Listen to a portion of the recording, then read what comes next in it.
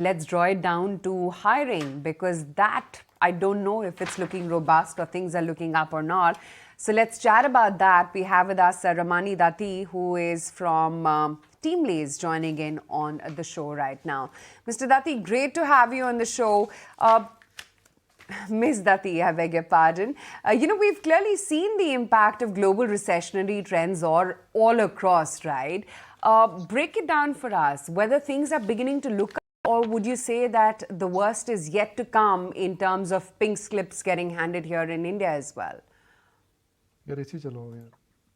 So it's very difficult to comment whether things are actually settling down or the worst is yet to come, because it's been almost close to 3 quarters now where, especially within IT, the hiring has been completely on hold. Right now, there are some green shoots with GCCs, with a little bit of hiring happening at entry and junior level. But to be very honest, at mid and senior level, the hirings are yet to open up. And this is particularly for the IT profiles. However, on the flip side, for other sectors like telecom, BFSI, FMCG, FMCD, the hiring trends are very good. So over the last 2 quarters, we have seen the maximum hiring happening across these sectors, and we believe similar trend might continue for the coming quarters as well. Hi, morning. Now, you have interviewed on the network Sam Altman, and just talking a little bit about AI, chat GPT, because that's really taking over. And he did say that to some extent it will kill jobs, as every tech revolution does. Is there that fear in terms of the kind of data that you're picking up, that job replacement or more specialized jobs now will be the need of the hour?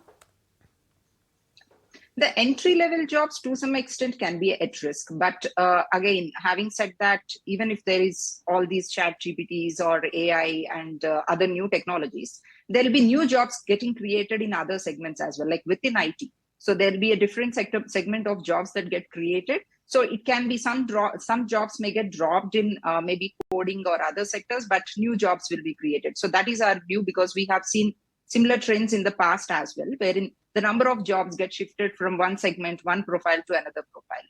But the overall number of jobs in India will continue to grow, is what our view is. Okay. But what could be the change in profiling? See, there was a time, and I'm just bringing it out for the benefit of our viewers, when Y2K was in demand. When Y2K went away, those engineers had to retool themselves. Then enterprise came in. Then digital came in. But the net hiring has increased. So what happens in terms of redundancy? What happens in terms of tooling and efficiency? Because job will get created, but job will be of different nature and different skill. So that's where the continuous skill enhancement has to come into the picture. And even the IT companies have been investing heavily in their employee skill enhancement. So they have been training them on newer technologies in order to address this redundancy. But for the next 1 or 2 years, they'll definitely be impacted, the entry-level jobs, since this kind of transition, the transformation is happening in terms of new technologies. And with the GCCs and more IT jobs coming to India, the overall number of jobs will continue to grow. As you rightly mentioned, over the years, we have seen how the jobs have shifted from one profile to another profile. So the overall number of jobs will continue to grow at a much faster rate in the coming years. Talked about attrition high in tech and digital in 2021 and 22. Now I get a sense that the boom time is in 3 industries. One is financial services. Second, to some extent, I think, is travel and hospitality. And third is hospitals. What do you think will happen in these 3 boom sectors in terms of talent, availability, salaries, and also attrition? So specific to salary inflation, during COVID years, we have seen unusual salary inflation levels of almost 12 to 15% even in these sectors. Specific to IT, it went to 20-25% as well.